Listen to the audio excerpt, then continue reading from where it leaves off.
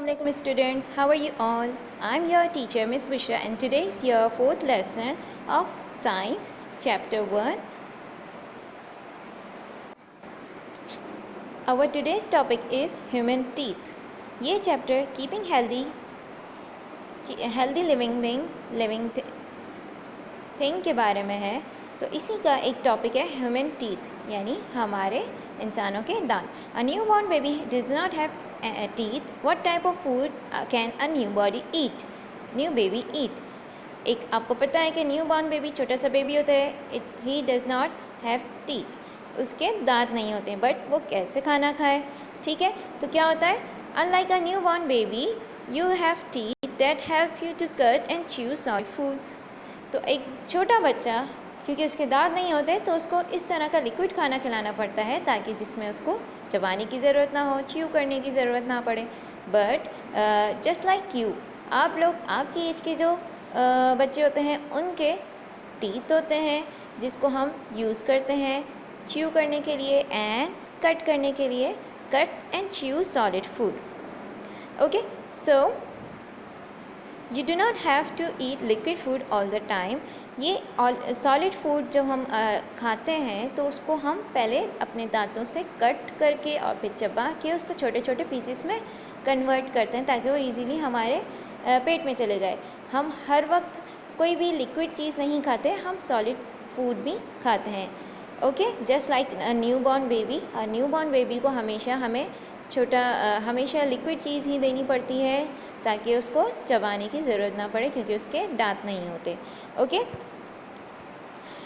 very young children have 20 milk teeth. As you grow older, they lose their milk teeth and grow permanent teeth. Teeth are of two types. Teeth के दो types हैं, number 1 milk teeth, number 2 permanent teeth. Milk teeth and permanent teeth. Okay, so milk teeth वो होते हैं जो बच्चे young होते हैं यानी आपकी एज के होते हैं, 11-12 ईयर्स के होते हैं, तो वो टीथ उन बच्चों के अंदर जो टीथ होते हैं मुंह में वो कहलाते हैं मिल्क टीथ। और छोटे बच्चों के टोटल टीथ 20 होते हैं। ओके, और फिर आहिस्ता आहिस्ता ये टीथ टूटते जाते हैं और इनकी जगह परमानेंट टीथ आते जाते हैं। तो ये परमानेंट टीथ का जो सेकंड सेट होता है टीथ का, ये परमानेंट टीथ कहलाता है। और ये परमानेंट का मतलब होता है जो हमेशा रहते हैं, जो टूटते नहीं हैं अगर कोई इंसिडेंट ना हो तो।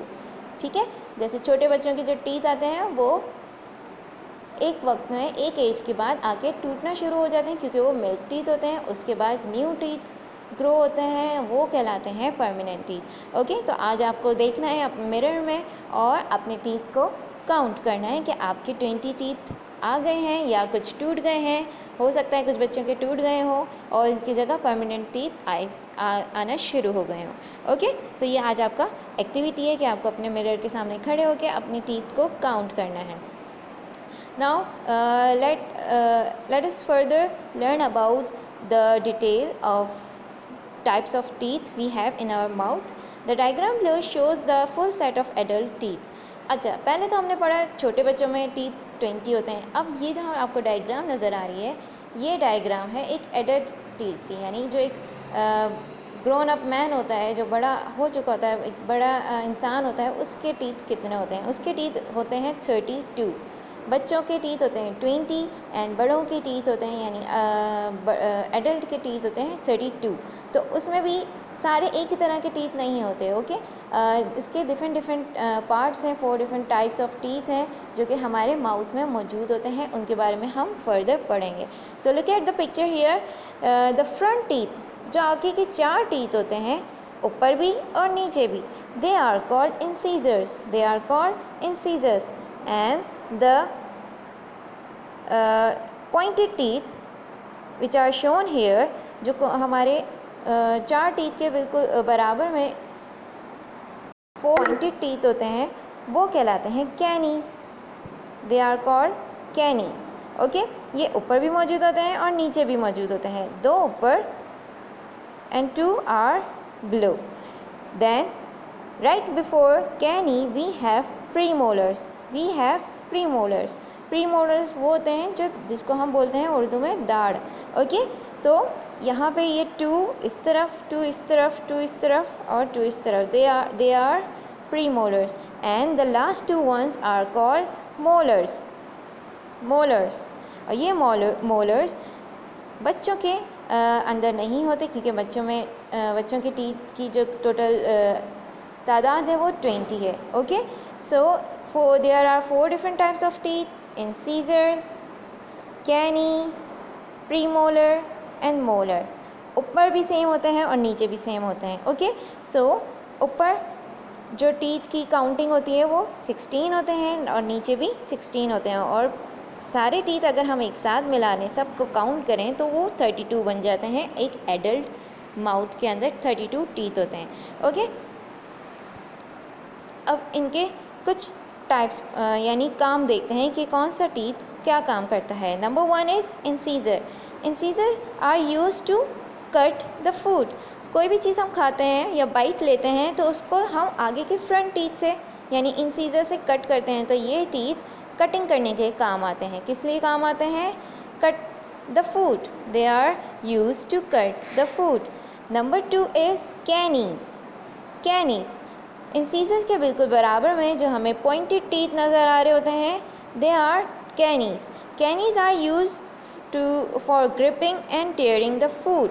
ये कैनीज कोई भी चीज़ को या खाने को पकड़ने के लिए और उसको टेयर करने के लिए यानी उसको तोड़ने के काम आता है। कभी कभी हमें कोई चीज़ खा रहे होते हैं तो उसका हमें रैपर खोलना होता है ना, हम किससे खोल रहे होते हैं? तो हम अपने दांत से अक्सर खोल रहे होते हैं। सो इसके अलावा हम कोई ऐसी चीज़ खा रहे होते हैं, लाइक बोटी खा रहे होते हैं, जिसे हमें टेयर करने की ज़रूरत पड़ती है, खींच के तोड़ने की ज़रूरत पड़ती है। तो उसके लिए जो टीथ यूज़ होते हैं वो यूज़ होता है canines. Okay, so they are use for gripping and tearing the food. पकड़ने के लिए, ग्रिप मीन्स पकड़ना, टेयरिंग मीन्स तोड़ना। तो खाने को पकड़ के और तोड़ने के लिए हम जो टीथ यूज़ करते हैं, they are called canines. Then premolars and molars. और हमारी जो बैक साइड पे जो टीथ होते हैं यानी जो दाढ़ हैं जिसे हम कहते हैं, ये कहलाते हैं प्रीमोलर्स एंड मोलर्स। तो ये किस लिए काम आते हैं? They are use to crush and grind the food.